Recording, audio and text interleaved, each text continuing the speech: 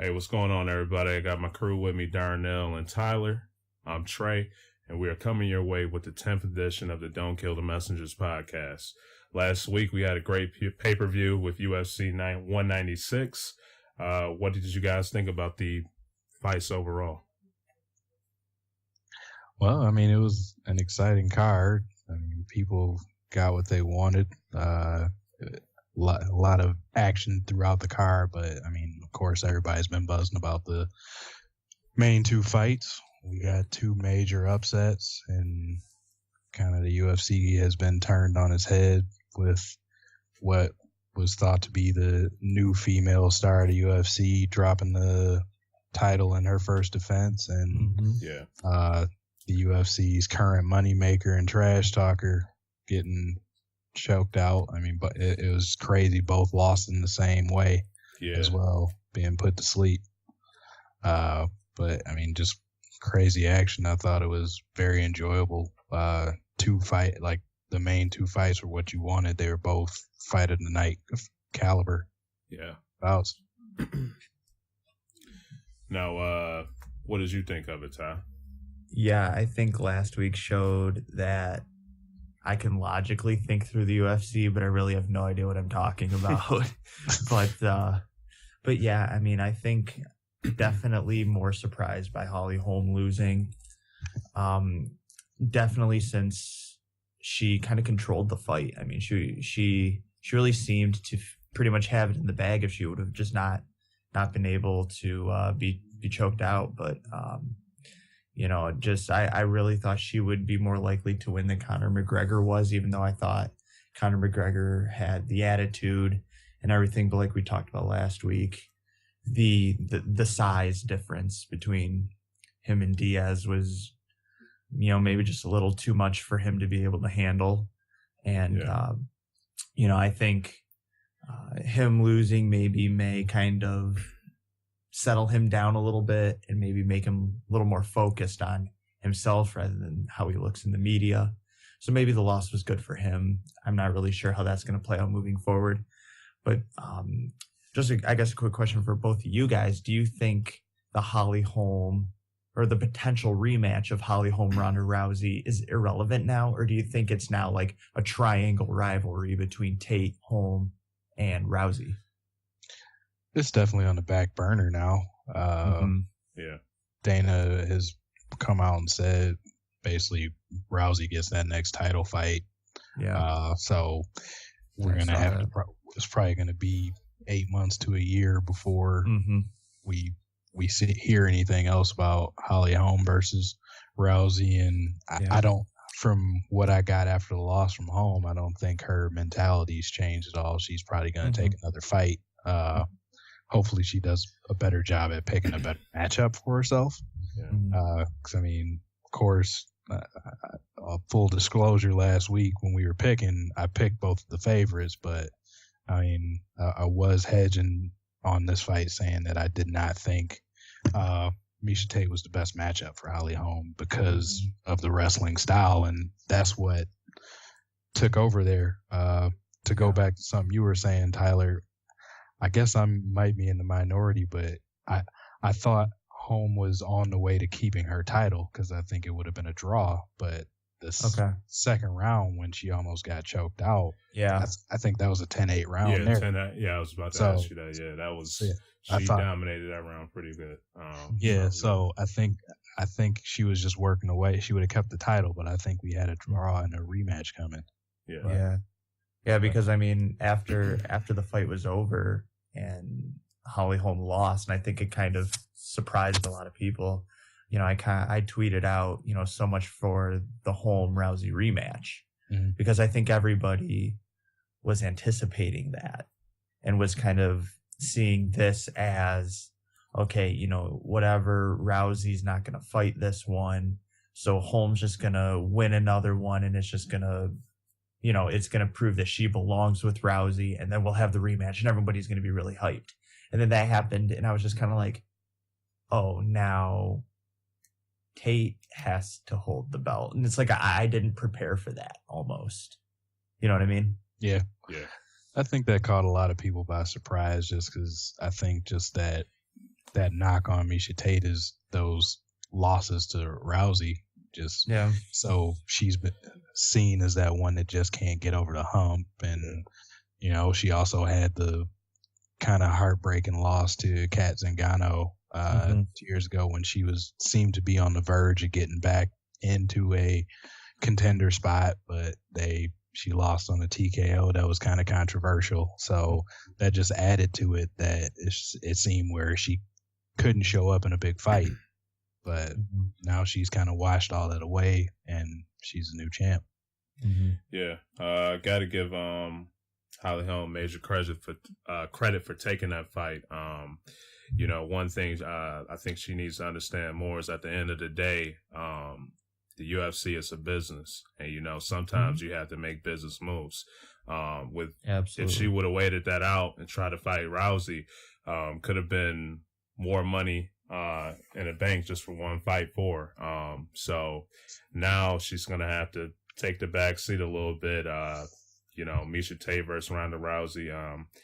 I'm not that interested in the fight, but I'm pretty sure a lot of people are going to spend a lot of money to watch it.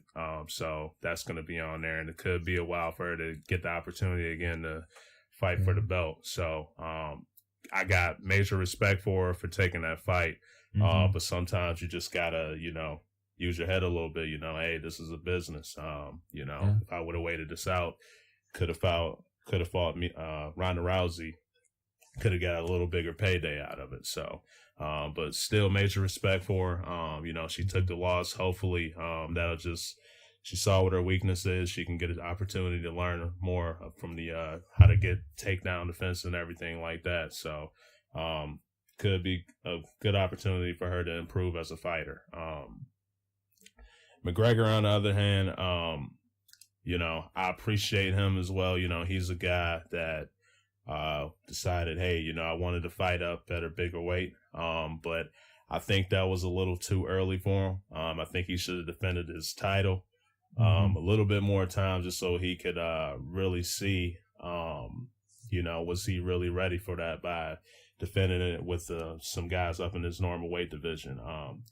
One thing about moving up weight is, usually the smaller guy, they're going to be faster. The bigger guys are going to be able to throw a little heavier punch and be able to take a heavier punch as well. So I did not really see McGregor fighting like the way he did. I thought he was mostly going to be a little laid back, a little bit, use his speed and try to catch him off guard with some punches, kind of stick and move a little bit, but not kind of trade shots, kind of like how he did. It's just, really guess he was just a little bit too confident in himself. But that kind of shocked me and threw me off guard. So, with him moving down, hopefully, test the titles, defenses out a little bit more, and maybe he'll be back to see, what a Diaz would do to him, or if he really wants to test it out, you can see what Dos Anjos can do with him. But if he would have fought Dos Anjos, that would have been pretty ugly, But I think he needs to just test his title defenses out a little bit more in its regular weight class, and then just hop up like that. I really think he should have waited it out a little longer, but got much respect for the guy for wanting to show the world that he's the greatest. So it'll be interesting to see. Yeah, I agree. I give him credit. He did step up and fought technically 2 weight classes above him, but I can't go as far as just like he was fighting another guy that's not a really great welterweight and has made most of his noise at lightweight at 155. Well, yeah, true. I just think it was a little bit of McGregor was believing his hype a little too much. He went into that fight. He did look good for the first round, but to put it in perspective, he was fighting the guy that took a fight on 11 days notice. So, yeah. and Nate Diaz, said he hadn't been sparring. Yeah, so, hasn't been sparring. None of that. So timing was off. Defense was off for him. So he took a lot of unnecessary shots, ate a lot of big lefts in that first round. But once he got used to the fight and put it on, I think McGregor got I don't want to say it, but I feel like he got a little bit exposed on his stand-up. Yeah. Against a fighter that is more his size. Because, I mean, yeah, Nate's a little bit bigger, has more reach, but, I mean, when you see him face off, it wasn't that huge a difference because probably McGregor, but he's huge at his weight, in his weight class. He's probably a more natural 155 fighter, where he would still be a little bigger, but I'm not sure if he could tear through like he did at 145. So he matched up against a guy with a great chin. So never even been knocked out, right? Once. Once. Josh Thompson. We covered that last. I think we covered that last week. But yeah, so somebody that could take those shots, and then the crazy thing about it for me was the guy that took the fight on 11 days notice was the one that was fresh, and the guy that had a full training camp is the guy that gassed. Yeah. McGregor was tired in the second round. And that kind of makes me look at the fight and say, if Diaz did have, the proper time to train, would have the fight been totally lopsided, and would have McGregor looked like a fool out there? Oh, I think it would have been. And that's kind of hard to think about with how well McGregor's been fighting, but that comes with the weight class. Yeah, and it is true. Just the step up, and the people he's been hitting at 145, they didn't have the kind of power he has, and that's a guy that is mainly fighting at 155 right now. But he was strong enough. Like, McGregor was wobbly before he got taken down and choked out. Yeah, he went to the ground because he was hurt, and he went for a last ditch effort for a takedown, and Diaz saw it coming in and sweeped him and took his back and choked him. But McGregor was hurt. He was either gonna get TKO'd or he choked out. So the second round, he had nowhere to go. He was just stuck. Like, it was either get knocked out or get choked out. And he tried to dive for the legs to save himself, and you can't do that against a guy that's like as good as jiu-jitsu as Nate Diaz. Yeah. Now, you think this will kind of humble him up a little bit, or what do you guys think? You still think he's going to be cocky and straight up arrogant, or there's going to be a chance for him to just be humble? I think he'll have a little more respect for the upper weight classes now. I don't necessarily know if it's going to humble him and make him act a little different, especially within his own weight class where he's dominating. But I do think he'll grow a little bit more of a respect for some of those heavier classes. Yeah, I agree with that. I think he knows his place a little better now. He might still try 155 to see what he can do there, but I think that 170 talk got put to rest there. Like, he got hurt by somebody that really you don't consider as a heavy puncher at that weight class. I mean, people were talking about if he wins this fight, give him Robbie Lawler. Oh yeah, Lawler would like that. Oh, yeah. If just one of those right hands to McGregor's chin, like, he might die.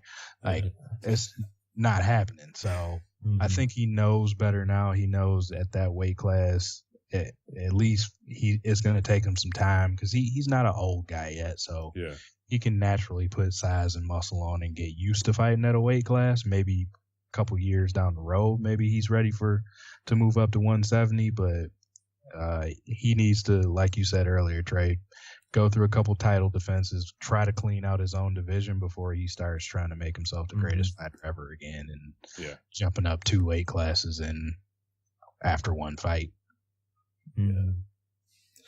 Now, who do you see him fight next, Darnell? I'm hoping for an Aldo rematch. See if my boy mentally, see if he'll be ready for the fight. I don't think Aldo was just mentally there last fight, but who do you think? Think you wanted Edgar, if I'm correct. I think Frankie Edgar deserves the next fight. I mean, he's on a 5-fight winning streak. His last loss was to Jose Aldo, but that was his first or second fight at featherweight. But since then he's been on a tear, clearing everybody out. Knocked out Chad Mendez, who Conor McGregor also knocked out, but after he took a fight on like 14 2 weeks days. notice. Yeah.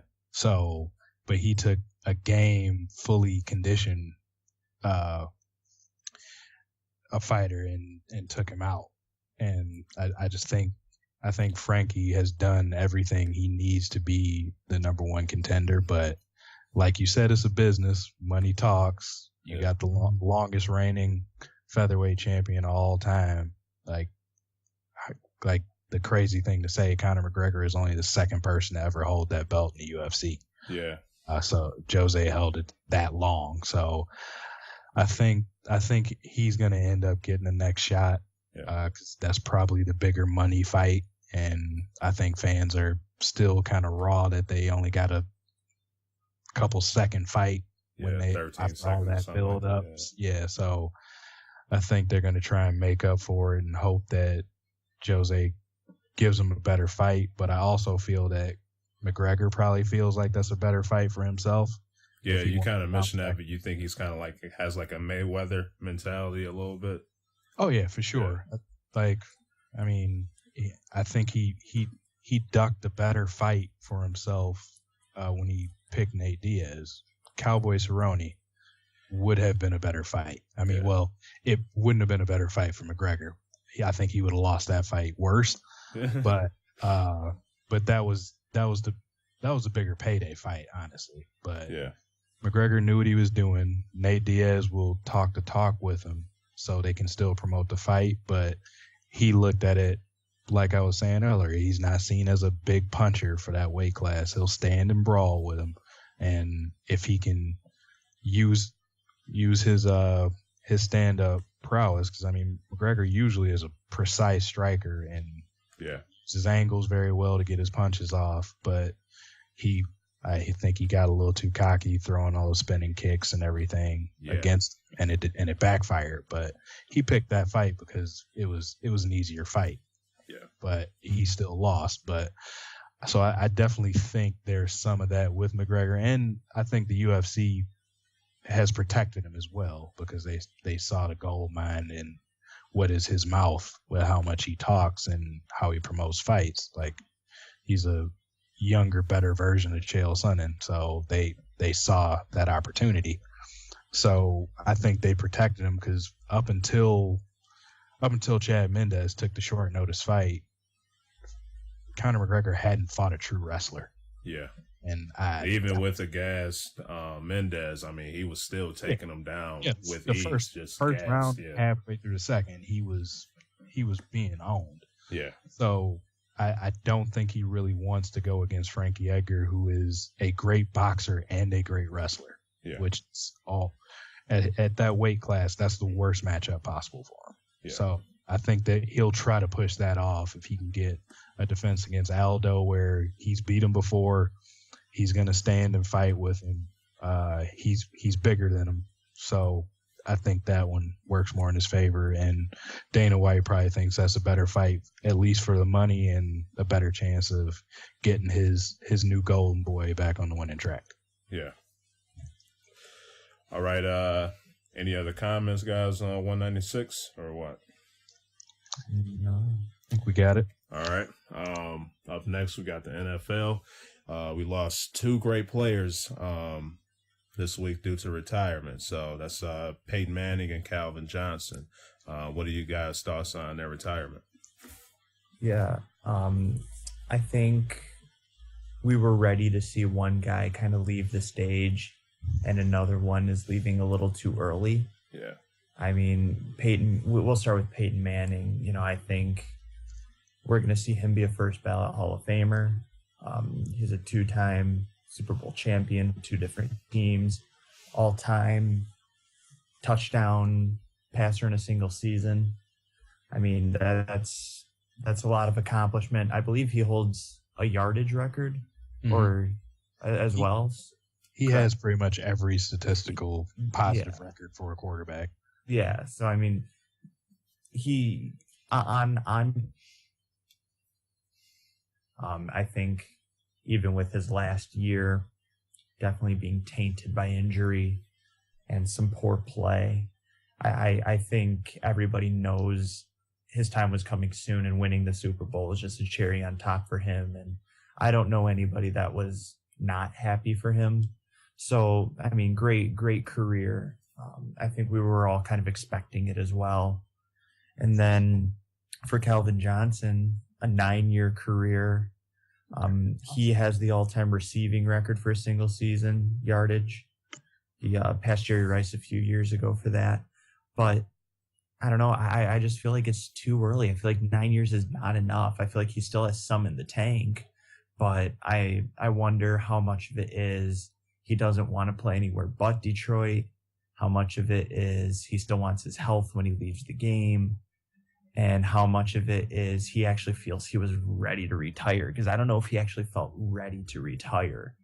I almost feel like it was kind of not a rash decision, but just a decision of, we haven't really gone anywhere. I want to have my health. I love Detroit, so I'm going to leave.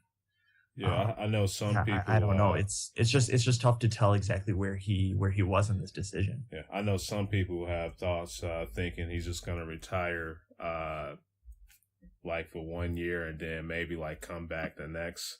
That's what I've been hearing some people saying. Yeah. But it's interesting. Yeah, we'll see. But I don't think so. I think he kind of pulled like a Barry Sanders in a way. And Yeah, I've heard that rumor too that he could potentially make a comeback, kind of pull an MJ. Yeah. But I don't really see that happening. Calvin Johnson has had integrity and character his entire career. He's very respected in the NFL. Yeah. And I don't really see him trying to pull a quick one like that to prolong his career. So I think if he's retiring, he's retiring. Yeah.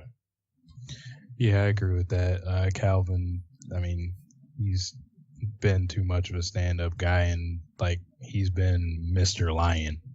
Yeah. Like, I mean, he's never said anything to make you feel like he wanted to leave Detroit. I mean, he said he wanted to finish his career here and try to win a championship. I mean, I think he was being a little too aggressive there, knowing the organization and their history, but I mean, he's had a great season. Like talent wise, he's probably one of the top 2 or 3 receivers ever. He's definitely a Hall of Fame caliber player because he doesn't have the postseason statistics. It might not be first ballot, but he's going to get in there. But yeah, I don't think there's any chance of him pulling I'm back after he finishes or clears the years of his contract or whatever. On Manning's side, I think you guys covered we're losing a certified legend of the game. He got his storybook ending. It was time for him to retire. I mean, I don't think anybody would want to see another year of Peyton playing like he was, because he was not the Peyton Manning we all remember this year.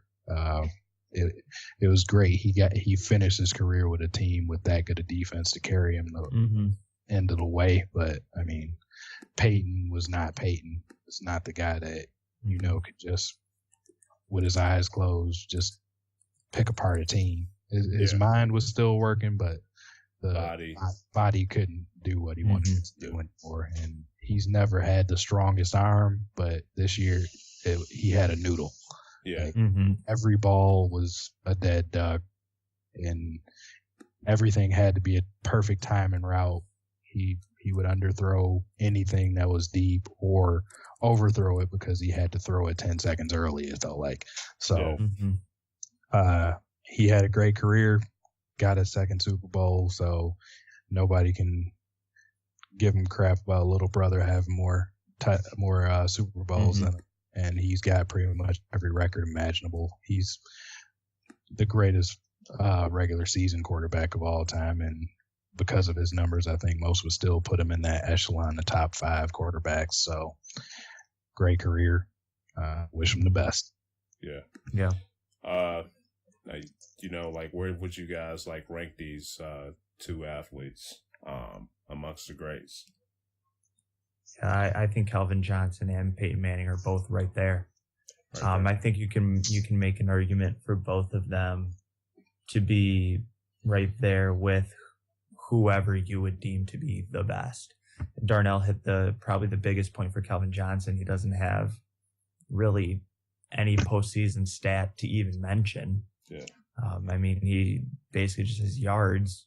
I mean, that's two. When you have 2 games, you're not going to rack up, the legendary title with 2 playoff games. But regular season, he's been able to carry the Lions at times.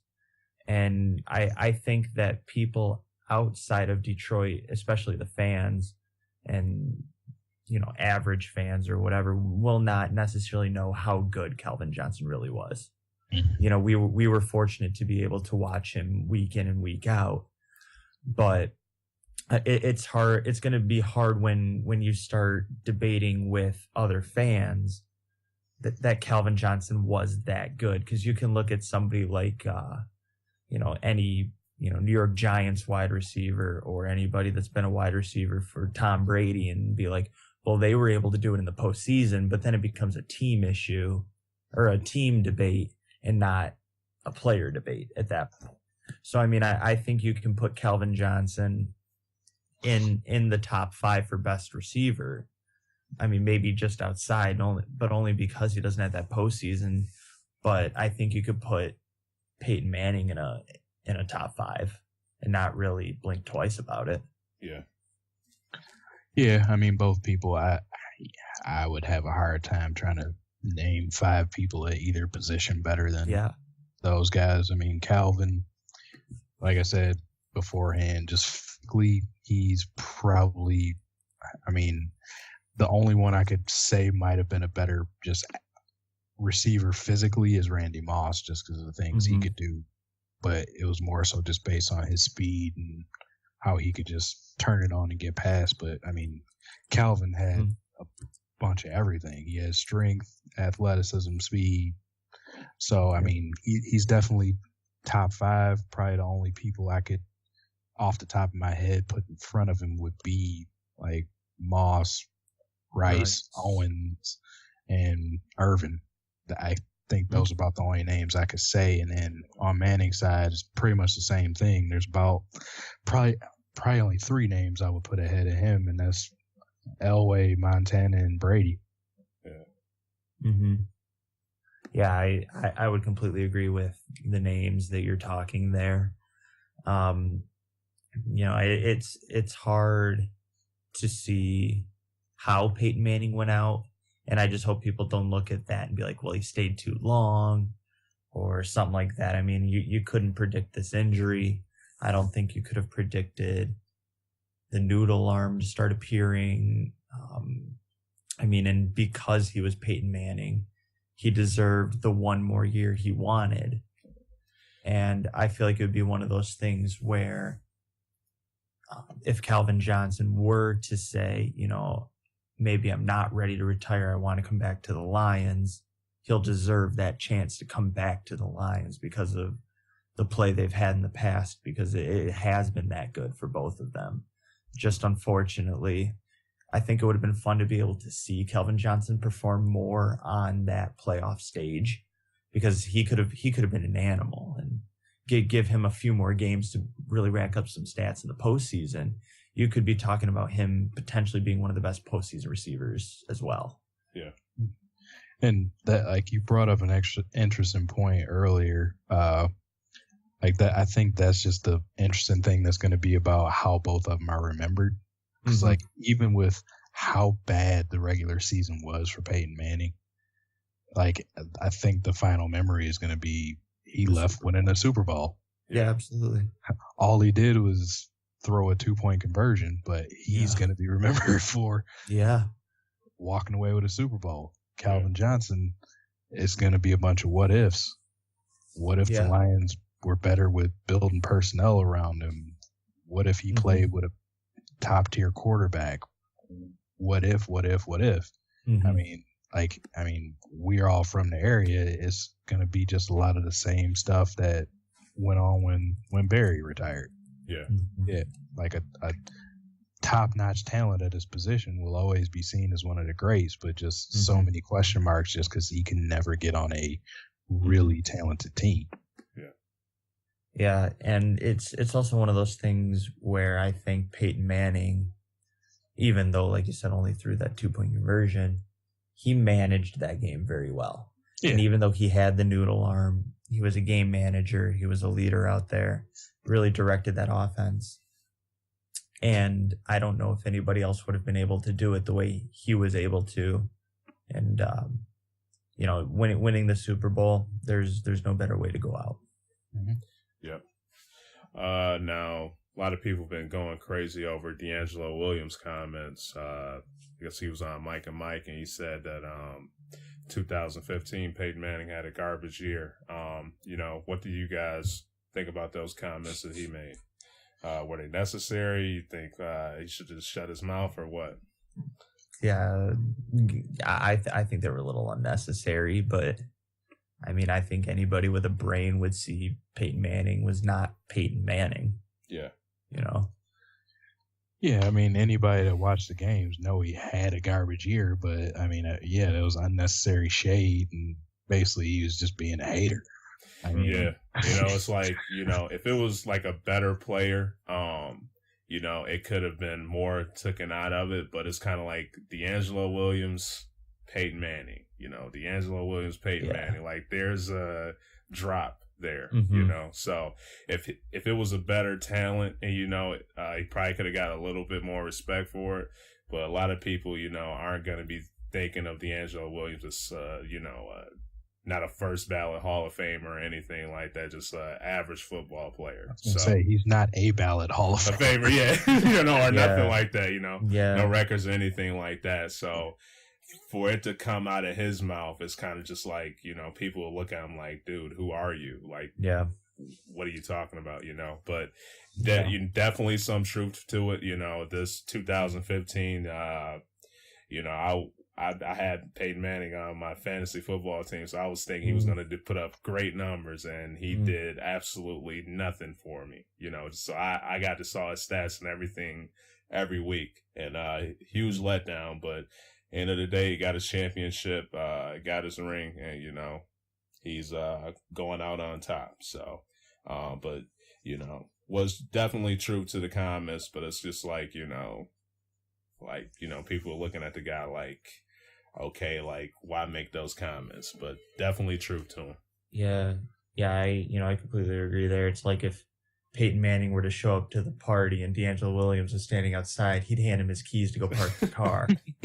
It's one of those moments, and it was really weird to hear D'Angelo Williams say that, because it's like he had some garbage years in Carolina. Yeah, to be honest. I mean, there were years in Carolina where he wasn't even rushing for 80 yards a game. Yeah. So it's one of those things where it's like, you can talk about him having garbage years all you want, but just because you got the opportunity to start the majority of the season doesn't mean that you get to step in and be like, well, I had a good year and his was garbage, so I get to say it. Yeah. I mean, D'Angelo Williams did have a good year and all that, but when you're talking about one of the greats taking an exit, you're gonna show some respect there, and you should show some respect there. I mean, you don't see anybody going, oh well, Kobe Bryant's having a garbage year, Yeah. He is. He's my boy. He's not putting up Kobe numbers, but although lately everybody's going to. Yeah. Although lately he's been playing pretty well, but it's a different point. Had a good game against LeBron last night. Yeah. But that's a different topic. Yeah. Well, Darnell, you got anything else to say about this, or? No, just like I said, unnecessary shade. D'Angelo Williams, I guess he got a couple days being back in the news cycle. Yeah, he had a decent year, but I mean, he's back to being backup running back. Le'Veon Bell's gonna be back next year, so yeah. You got some pub, so congrats. All right, so what's next for the Lions? They lost great wide receiver in Calvin Johnson. Like, what do you guys think's next for him? Well, over the last couple of days, they took the opportunity of signing Marvin Jones, who played for Cincinnati for the last few years. Kind of a spotty receiver, but it's kind of hard when you're behind AJ Green. I mean, when you're a team's number 2 or 3 receiver, you're not going to rack up humongous numbers by any means. Yeah. But I think that's a good sign for Detroit. They're going to be able to bring in a guy who has proven NFL experience and NFL talent, and they're not going to pay a lot for him. And I think that's the key, is being able to get production at a fair price. And I believe they did with Marvin Jones. But it will be interesting to see what they do in the draft. Do they try and draft a go up and get it kind of receiver? Or do we start to see a shift in the Detroit Lions offense? I mean, they have Bob Quinn, who was with the Patriots previous years. And this thought entered my mind is, okay, look at how the Patriots are structured. A monster tight end and kind of slot receivers. I mean, they got Amendola, Edelman, and Brandon LaFell's kind of an outlier in that offense.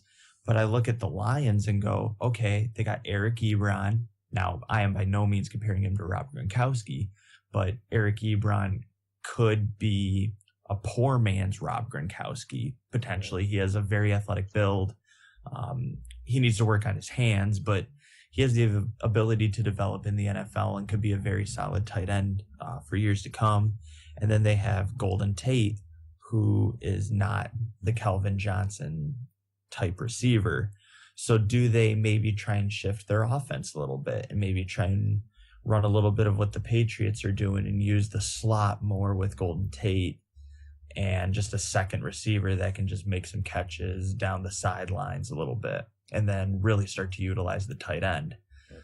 I think that can be an interesting thing to look for moving forward. But also, like I said, the draft, do they try and go after, a big time wide receiver in like rounds 2 to 4, or do they maybe wait a little later in the draft and try and take someone that's fallen? Names there, I'm not really so sure about, only because, it'll be interesting to see, maybe do they try and sign another wide receiver in free agency with that just starting a few days ago. I feel like it's still a little early to tell whether they're going to try and rely on the draft to maybe take another receiver or try and get someone in free agency again. Yeah.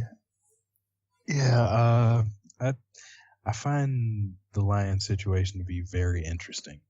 Because, I feel like they've kind of gotten a lot of things to fall in place in their favor over the last 6 months.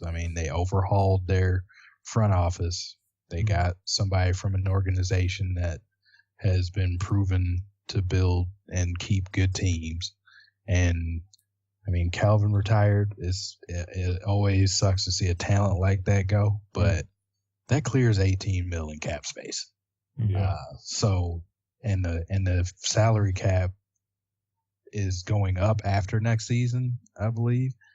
So they're positioned to try to remold this team in a much better sense. So, they recently got rid of Ndamukong Suh. That was a lot of money that they cleared up, and they really didn't do enough with it this season. But I agree. Now they have, I feel like, a clean slate. They only have one absurd contract on the books for him, and that's Stafford. Because, but that's just the way it goes. Quarterbacks are paid exorbitant amounts, even though I don't feel like he's a elite quarterback that deserves that kind of money. You have to pay for your starting quarterback. Yeah. So that's a wash there. But I do like the pickup of Marvin Jones. I think that he could be a good complement for Golden Tate. And they have to work with what they have. Ebron, very athletic tight end, not the greatest blocker, but can get open. He just needs to work on catching them all. They can work on that and get him to be consistent. They could still be decently dangerous as far as the receiving core goes. They did make some strides in changing the offense to protect Matthew Stafford a little bit more. a lot more quick reads and shorter passes to force him not to rely on his arm and rely on his arm to be inaccurate as it usually is. Mm-hmm. So, yeah, free agency is going to be interesting to me to see what kind of moves that they make, and the draft to see, do we have something different, or is it SOL, same old Lions? Yeah. Are they going to make the smart picks now?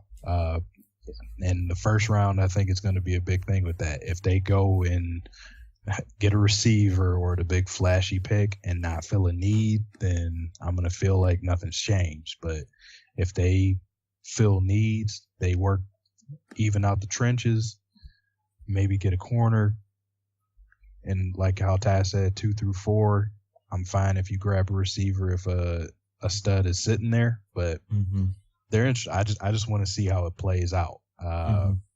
It's our hometown team. I'm used to them just getting a big name here and there, but not really ever fixing what needs to be fixed. So definitely agree with that. Any other comments on this, guys? All right, we're about to get into the NCAA. We got the tournaments going on right now. Next week we have March Madness. If you guys been watching the Pac-12, what do you guys think about that tournament so far, and who do you think will win it?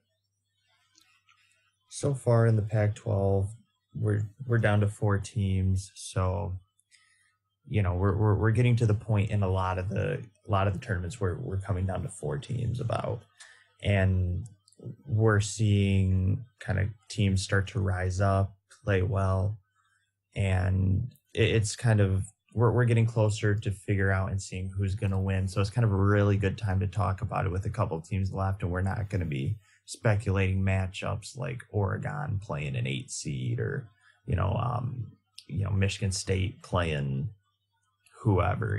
So we're starting to get to some real good matchups that people are going to be interested to watch. With the Pac-12, the 4 teams we have left are the top 4 seeds. We have number 1 seed versus number 4 seed, Oregon versus Arizona.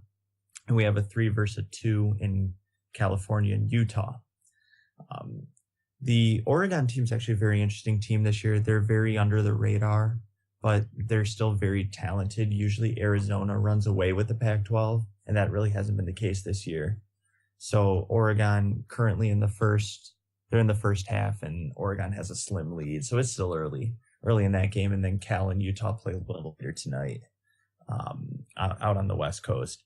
But in terms of that, I kind of expect Arizona to come back and beat Oregon.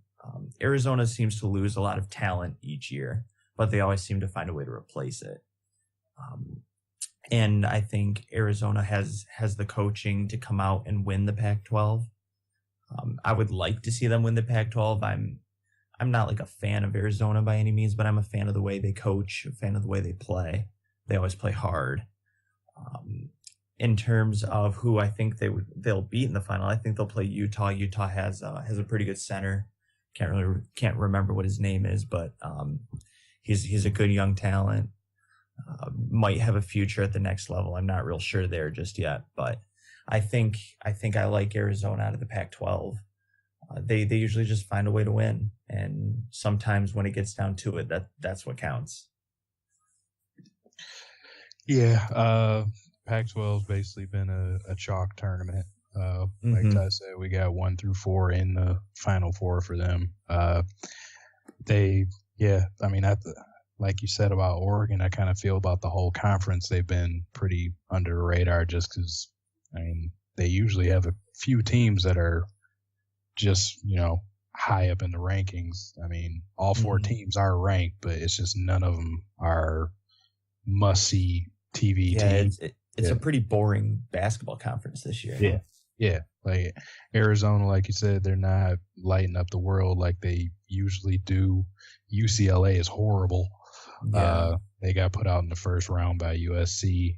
And then you got Utah coming out of nowhere being number 2 team in the conference. So been a weird year for them. I guess with me, I'm rolling with the chalk since that's what's been going. So I'll stick with Oregon for it.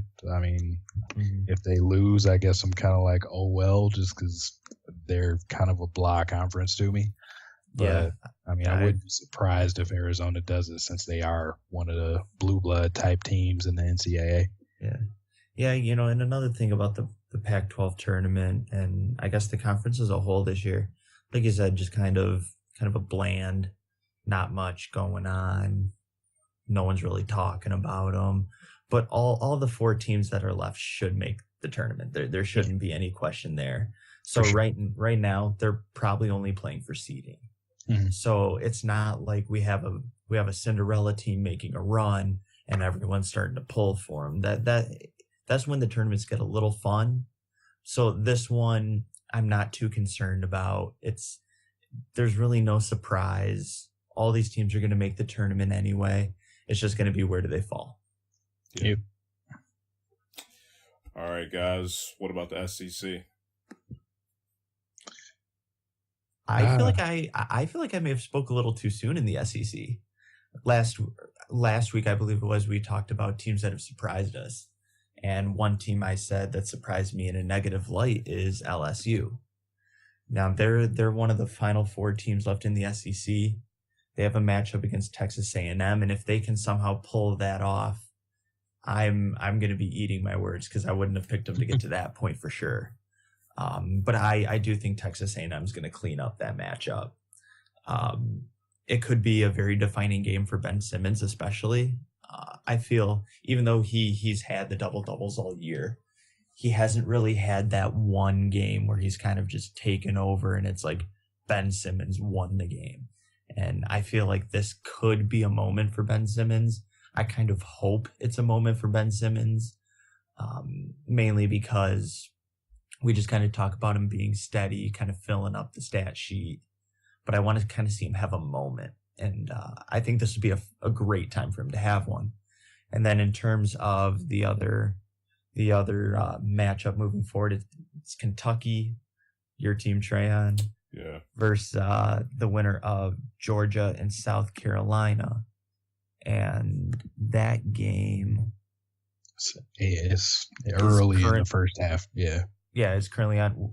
Is there a score there by chance? I can't see. I got 8-4 right now. Okay, so anything can still happen. South Carolina's had a pretty decent year. I'll expect them to move on, but as we learn, anything can happen at this time of the year. So, I expect personally a Kentucky Texas A&M final. This conference is, for the majority, a pretty boring conference until you kind of get into the top couple teams. But I think a Texas A&M Kentucky final will be quite exciting. I would definitely tune in to watch that. But in terms of this tournament, nothing exciting's really happened. We've had a couple close games, but nothing super exciting's really happened. Kentucky's rolled like they're supposed to. Texas A&M got a 6-point victory over Florida, which was a little closer than I thought it was going to be. But I think Texas A&M can handle business against LSU, and I think Kentucky should move into the final for a very exciting matchup on Sunday. Yeah, I mean, this is kind of similar with the Pac-12. Outside of the game being played right now, it's been kind of the higher seed wins outside of a couple upsets in the early rounds of the SEC tournament with Tennessee and Alabama.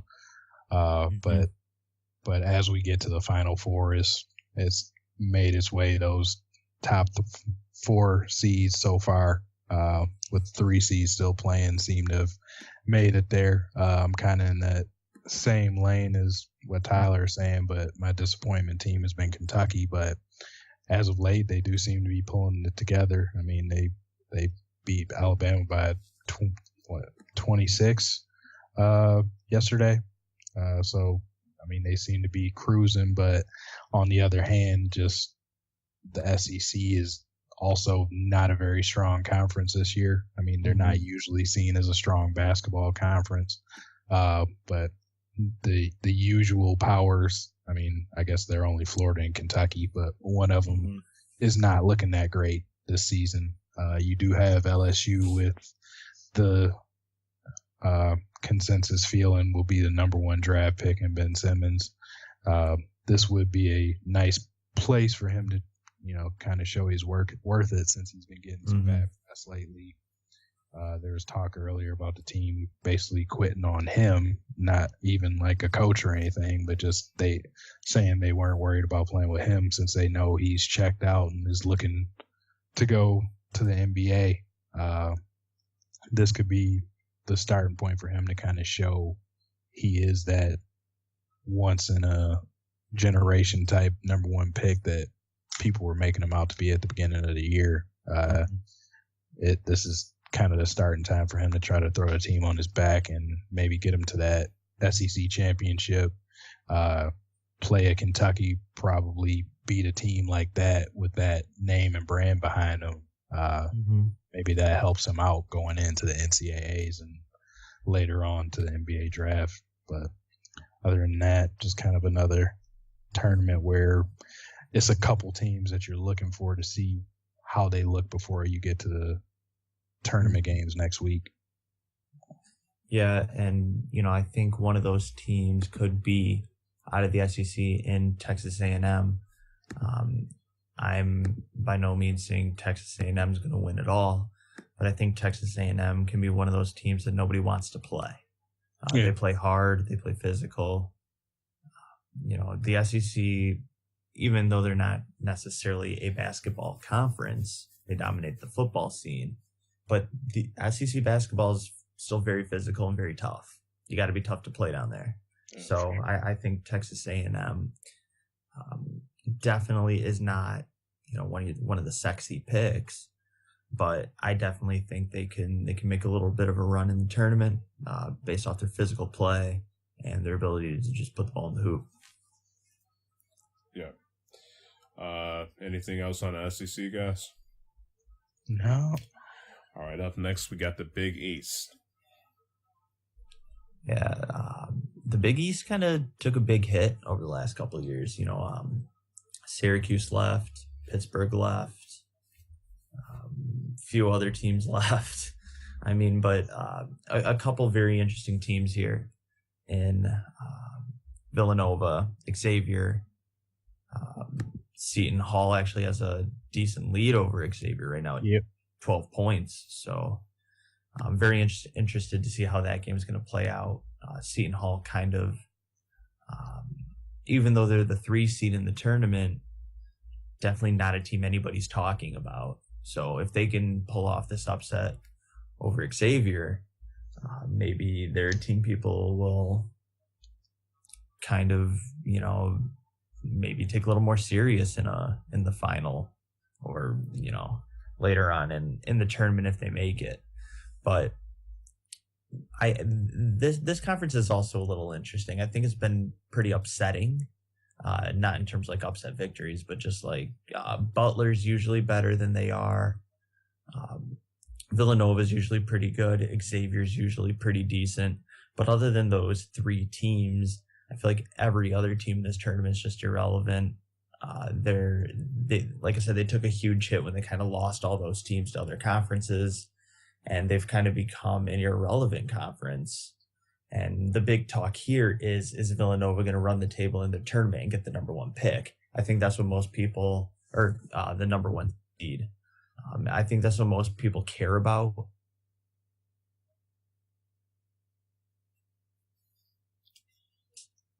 You there, Ty?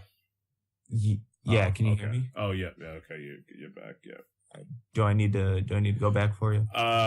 You can probably keep going. It was just like a couple seconds, so just okay, cool. Yeah. So, like I was just saying, the big storyline out of this conference is Villanova going to run the table in their tournament and get the number 1 seed in the tournament, and unless that doesn't happen, this conference isn't anything to really talk about. Yeah, Tyler covered it a good bit. They lost a lot of their extra power with the mass exodus from the Big East. They still have some teams that usually get into the tourney and might make some noise for a little bit. I mean, we had Butler's run of greatness for a couple years, but after losing their coach and those big players, they have kind of fallen back to mediocrity. Georgetown is usually a team that they make a lot of noise in the regular season, but then lose in the first or second round. And then, Marquette has had its days, going back to D-Wade. But yeah, right now it just seems to be just a two-team conference with Villanova and Xavier.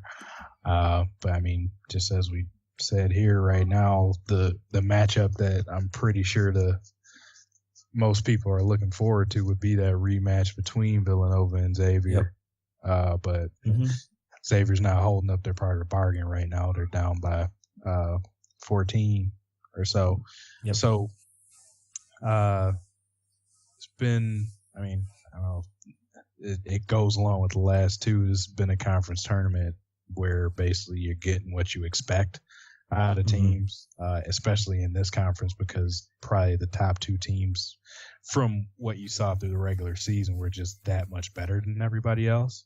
But, looks like the Final Four teams are the lower seeds have been playing up because of who they're playing. I mean, Villanova, they won by 8, but it was a decently close game against Providence. And, Seton Hall is going to work right now. Yeah, and Providence has a couple of really good players. They have Dunn, who has had a really solid year. A lot of analysts have been talking about him being able to play at the next level. So, I mean, it's not that, it's a bad conference. It's just the fact that the conference doesn't necessarily stack up to everybody else.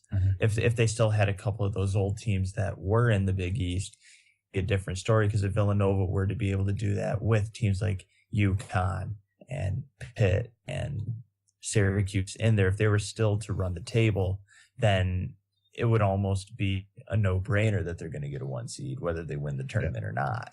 For sure. So it's kind of like the whole idea of how good is your schedule, with this now being probably the weakest of the major conferences. They get that whole, they played nobody treatment.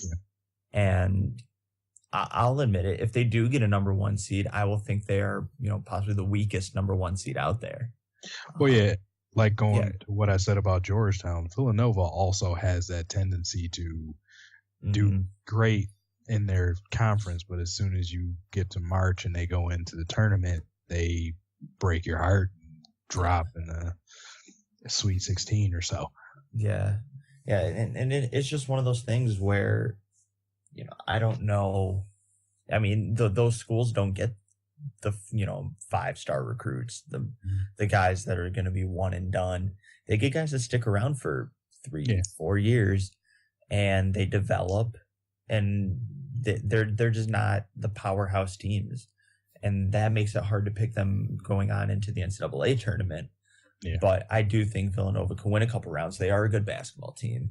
They just don't have the brutal regular season that you get in the Big Ten, the ACC, the Big 12, where you have a 3-game stretch where you could potentially be playing 3 teams inside the top 15. All right, guys. Next, we have the ACC. Yeah, love the ACC. Great conference. Every year, it's kind of a coin toss who can win. Lately, it's not been North Carolina and Duke, which has kind of been fun for college basketball because it kind of gets tired when the same team wins all the time. But I think we have North Carolina, who's won their way into the final today over Notre Dame. They won pretty handily there. Pretty big win from what I remember seeing on the box score. Yeah, 78-47. Yeah, I watched that for a while, and North Carolina just controlled that game. Their big men are phenomenal, and that's how they'll beat a lot of teams. But currently, we have number 2 versus number 3. Once again, we had all 4 teams playing in the semis. We have Virginia playing Miami, Florida, and Virginia currently holds an 8-point lead with about 7 to go in the first half. So that game could still go either way. Miami's a good team. They've won the ACC before. Virginia's won the ACC. And I'm talking in the last like 5 years even. So these teams know how to win, good coaching. And they'll meet, winner of that game once again meets North Carolina in the final. But I really like North Carolina this year. I think their big guys are good enough to compete with anybody, to get down low and really cause havoc for other teams in the post. So I really like North Carolina. I'm going to pick them to win the ACC, and I'm going to pick them to go pretty far in the NCAA tournament as well. Yeah, I'm with you there. I feel like Carolina is far and away the best team in the conference. But yeah, like you said, we're getting into the money conferences right now, the big three, where everybody's going to be looking to see how these teams are faring, because these tournaments are more of a meat grinder, because even like your first game is probably going to be against a relatively good team. And, you know, Notre Dame, I guess I wasn't expecting North Carolina to beat them like this, especially coming off of, you know, pretty fun game beating North Carolina's rival down the road in Duke, beating them by 5 in overtime. But I don't know, I guess maybe that game took a little bit out of them, you know, playing back-to-back days and in these tournaments. It probably gets to you, because, I mean, you at least get a day of rest when you get to the big tourney.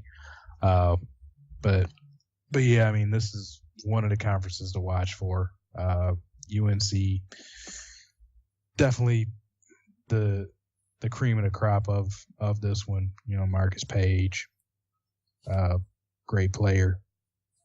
I just see them winning this going away. Kind of, I don't care who wins out of Virginia and Miami. Yeah, I agree. I definitely agree with that. You know, one interesting thing was coming into the tournament here, Duke was actually playing pretty hot. Granted, they lost the second matchup to North Carolina, but still close game. They fought real hard. That game's always a coin flip anyway. I think a lot of people were surprised that Notre Dame, although the lower seed, you know, beat them. I expected Duke to win that one, mainly probably just based off the fact that I think Duke just has a couple more playmakers. But Notre Dame winning that game, it's not like, you know, it's a complete shock. But I think a lot of people expected Duke to get a North Carolina matchup in the ACC tournament, and we would have round 3 and it would just be nuts. And yeah, you know, I was hoping for it, I'll tell you that much, because that would have been must-watch TV at that point. And it would have been another phenomenal game. And, you know, Duke, it'll be interesting to see where Duke falls in terms of seeding for the national tournament. I've seen them anywhere as low as a 6 and anywhere as high as a 9. So it's going to be interesting to see where the committee decides to put them, what their matchup chooses to be, because they either seem to make it to the Final Four or they lose in the first or second round. There's really no in between. So it'll be interesting to see what happens with Duke. I think you have, you know, like North Carolina, who's probably going to be a solidified 2 seed, maybe 3. I mean, you can see them being either way. Winning the ACC tournament definitely helps you in the seeding, because you're playing good teams really for three rounds. You're getting a really good team. If you're playing in those first couple games, you might get a low seed like an NC State or a Wake Forest, Florida State, Boston College. You know, if you get one of those guys, it's like, all right, whatever, good win. You should win that anyway. Yeah. But once you get down, like we said, this is one of the better conferences. You got some real meat in the schedule. And the tournament, when it becomes win or go home, everybody's bringing their best, or attempting to bring their best at least. And you should definitely get some benefits, looks at lower seeds when you win a tournament like this one. Yeah, as far as seeding for the next round or for the big tourney, I think this tournament could be big for North Carolina, because I agree. A lot of people are projecting Virginia as a 1 seed right now. So if they do work and go past them, that might slip them back into that kind of a spot, or solidify them as a 2 at least. Yeah, and I'll bring this back up when we talk about the Big Ten, because Michigan State's another team that's looking like they could slide into a 1 seed as well, especially with how well they've been playing over the last couple of months. And like you said, if North Carolina were to knock off Virginia, and if someone would be able to knock off Villanova, that would potentially open up 2 spots. Yep. And Michigan State could be another team that could slide in, and we'll talk about that when we hit the Big Ten. Up next, we have the Big 12. As of now, Baylor lost to Kansas 70-66, but West Virginia is leading Oklahoma 17-13 right now as we speak. So, yeah, 4 really good teams again still, and I'm really intrigued by West Virginia. They beat both Oklahoma and Kansas this year. Mm-hmm. So that could be a very interesting final, maybe a little bit of a revenge game for Kansas if they end up playing West Virginia.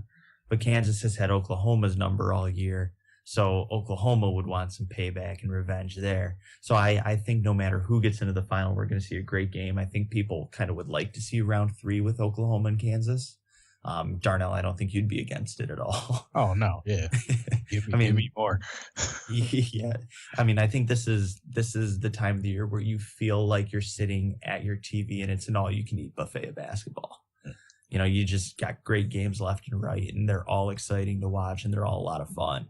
So but with Oklahoma and West Virginia, you kind of have two different teams. You have Oklahoma, whose high-powered offense likes to shoot the 3. Makes a lot of 3s, but then you got West Virginia with that full court press and the pressure on defense, and West Virginia can win a game with defense. Mm-hmm. They're efficient enough on offense, but they're usually toward some of the top in defensive statistics. But it's going to be interesting to see how does Buddy Hield do in a push for Player of the Year. A lot of people like him for Player of the Year. A lot of people like Denzel Valentine for Player of the Year. So if Buddy Hield can come out, put up a couple huge games, it only makes a decision for Player of the Year only tougher. But I think, personally, I would like to see Oklahoma-Kansas in the final there. I think Kansas would edge them out in the final. I think Kansas is going to win the tournament anyway, no matter who they play. With Perry Ellis, and they just have shooters around him, guys that can really control the ball and control a game. So I think Kansas is well-rounded. We talked about it, I believe, last week. One of their better teams in a while. So I think we're seeing Kansas really poised entering the tournament. But a very good Big 12 championship is going to be set up with either West Virginia or Oklahoma, and I'll definitely be tuning in on Saturday for that. Yeah, I'm with you. I mean, I got my fingers crossed as Kansas, Oklahoma 3. Those games have been a treat to watch. But I mean, I'm with you. Just Kansas, they're showing why they have that number 1 spot right now. They're peaking at the right time. They're running through a pretty tough conference. I agree. Gotten wins over a lot of good teams in there, and I just think they're showing that they're battle tested and ready to try to make a run for another national title for that program. But I mean, this is arguably with the Big Ten either 1 or 2 as far as best conference in America. So this is good basketball, and I just can't wait to see more of it. Like I said, I just hope I get a third matchup of Buddy Hield versus the Jayhawks. Yeah, and if we get that, even though I believe Kansas would win, I'm going to be pulling for Oklahoma maybe to pull that one off, for Buddy Hield. Yeah. To him have a big game and get the win against Kansas and win the Big 12 tournament will definitely be a highlight of his career for sure. But Kansas is just pretty loaded this year. Great coaching, great players. Perry Ellis, great leader. But I think they'll be a little too much for whoever they play in the final for sure. Yeah. All right, we have the Big Ten next. Oh boy, the Big Ten. Great games today. As a Michigan fan, I have to say hail yeah. But I mean, okay. Just to recap, they took down the number 1 seed in the tournament as an 8 seed. They won off a last second 3-pointer. They fought really hard, played one of their better games this year. But as I and everybody else know, they're just not that good. They just got things to go for them today. They have a matchup with 4 seed Purdue in the semis. I don't see Michigan winning that one. A.J. Hammond and Isaac Haas will just eat them alive. Purdue can shoot the ball, play good defense.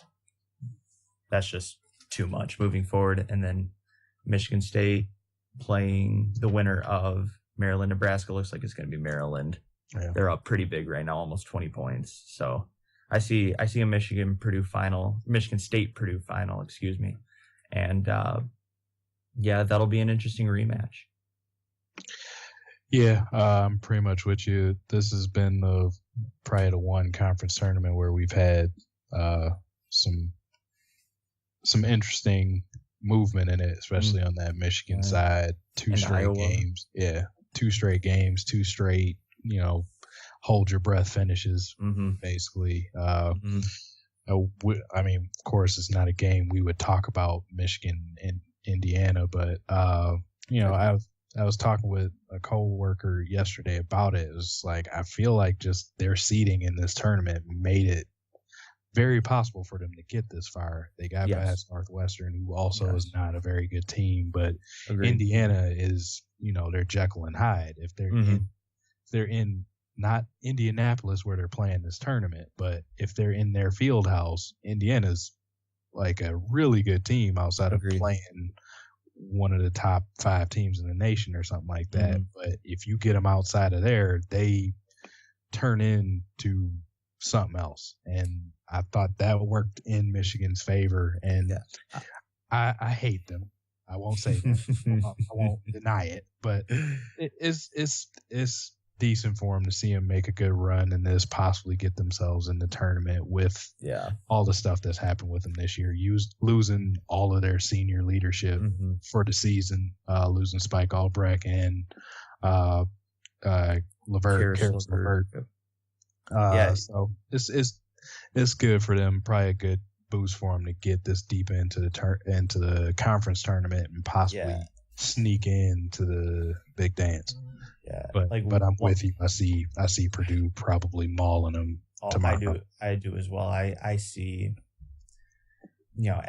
As a Michigan fan, it's hard to say this, but I kind of make a point in trying to be objective and just see it for what it is and be realistic, because nobody likes that one guy who's a big fan of their team and they're going all the way every time. It's like, come on. It's like, come on. Let's be real here.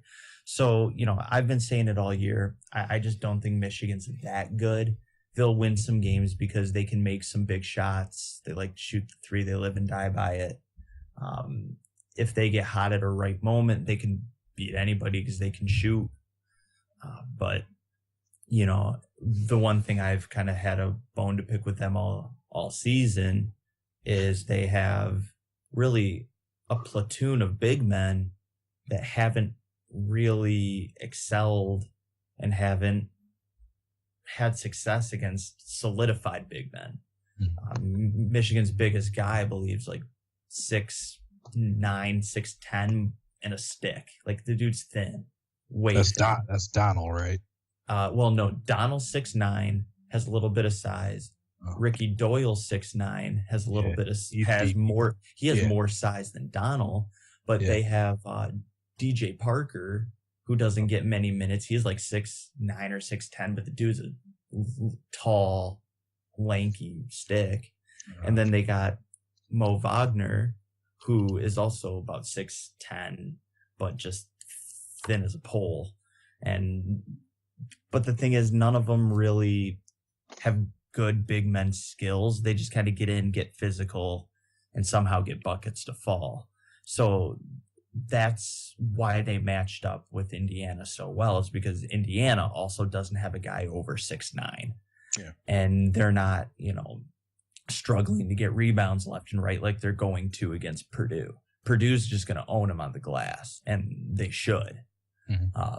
And that's why I think Michigan's, whether you want to call it luck or not, whatever it is, it's about to run out. I believe that. And well, as far as the other game, I think we have a really good matchup. Michigan State did win the one meeting they had this season at the Breslin, but I think Michigan State's just a better team, and I think they're going to roll. They've been rolling.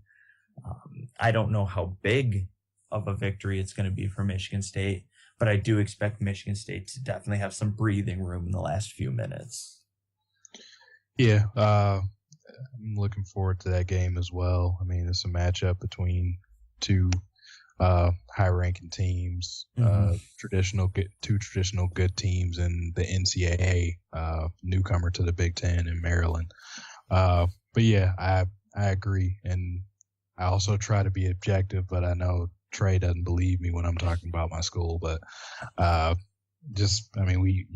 we have a team that's gelled at the right time. They're peaking at the right time, kind of like Kansas.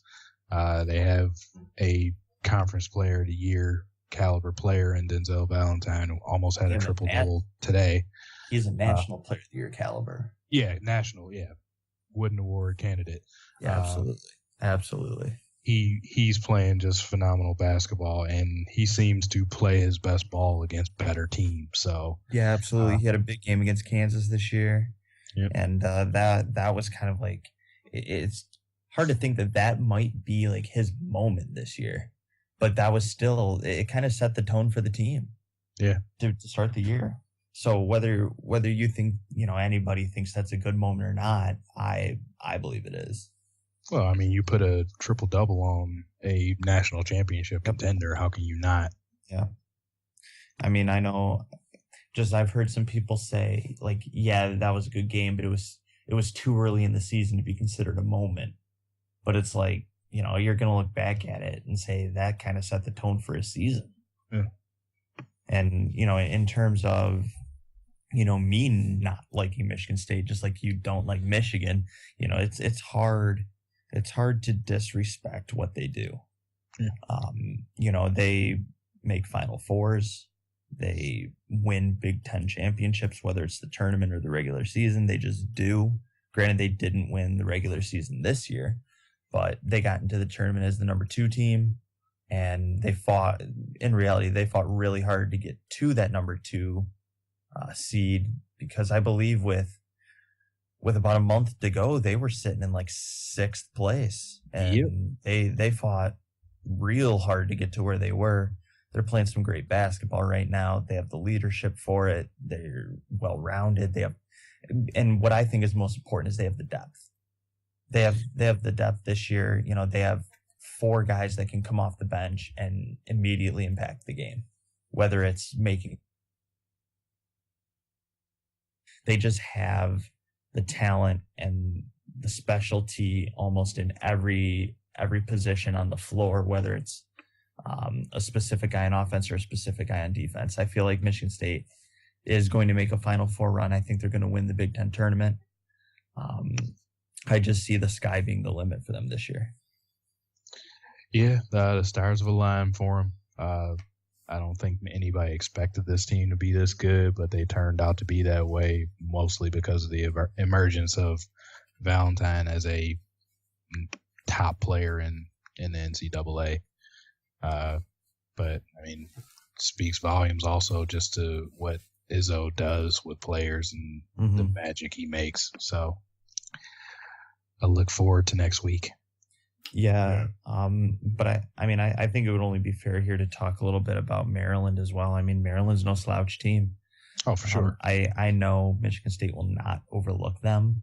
One player I've been impressed with this year is Diamond Stone, freshman big man.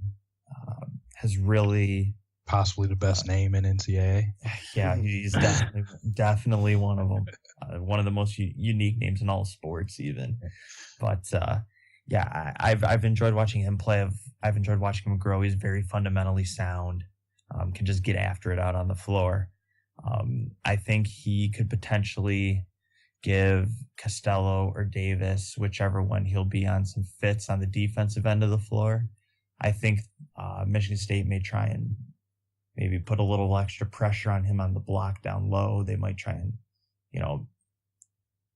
show some double team, back off, force Stone to put the ball on the floor.